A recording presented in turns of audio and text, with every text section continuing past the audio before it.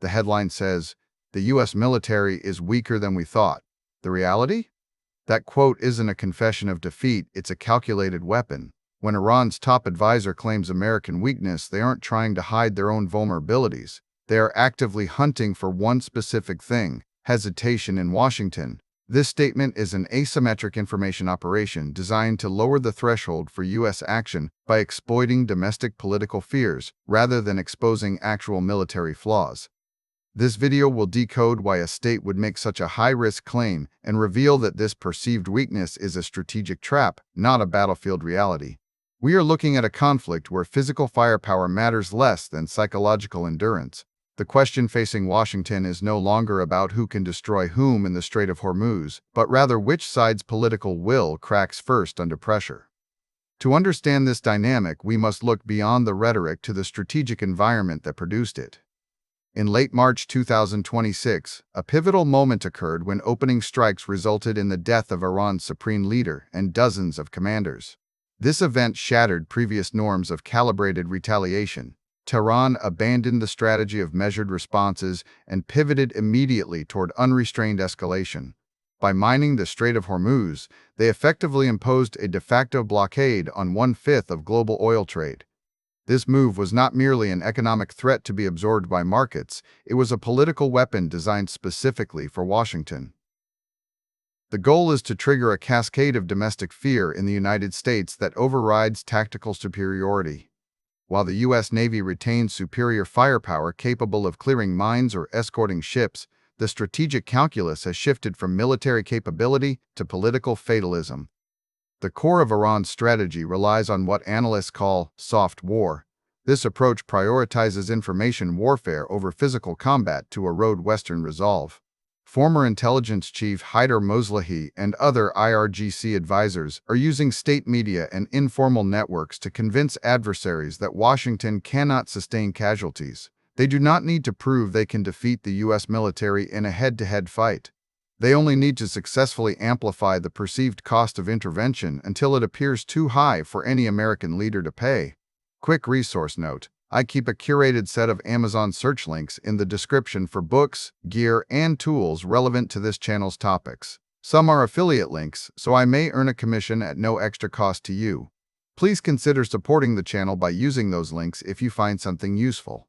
The divergence between Iranian and American endurance thresholds is stark.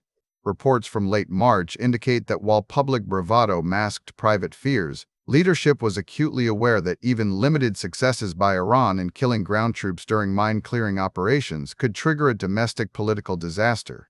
Conversely, hardliners within the Irgc operate on an existential belief that their population can endure economic pressure and prolonged confrontation longer than American voters can tolerate war fatigue.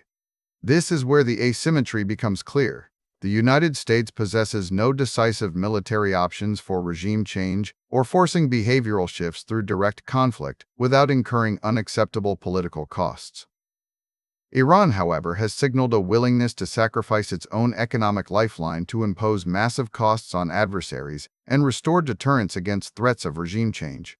They are betting that the American public will not support a war where the stakes feel existential, but the victory remains elusive.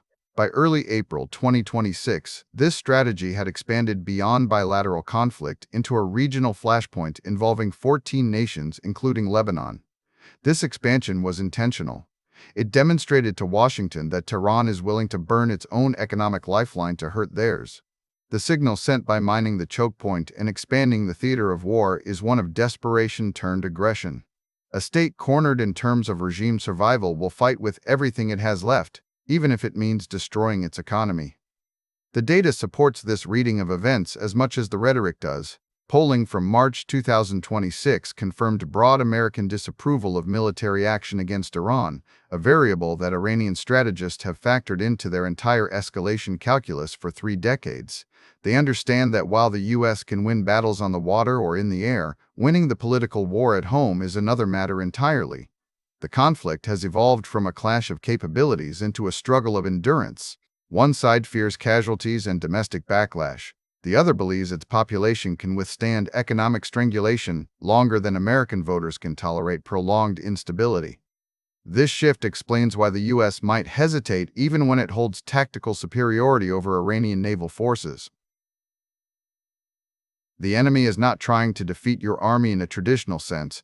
They are trying to break your resolve by convincing you that victory comes with an unacceptable price tag at home. This information operation works because it targets the specific vulnerabilities of democratic decision-making during high-stakes crises. When leaders announce sanctions or military options, the headline often focuses on the immediate action. The deeper reality is who designed the incentive and what option looks rational given domestic constraints. Today we read this move as strategy rather than a morality play. The implication for future escalation is profound. If viewers interpret Iran's claims of weakness as genuine military assessments, they will misread Tehran's next moves as an attempt to hide flaws or prepare for a direct invasion. In reality, these statements are signals that Tehran is betting on American political fragility over physical capability.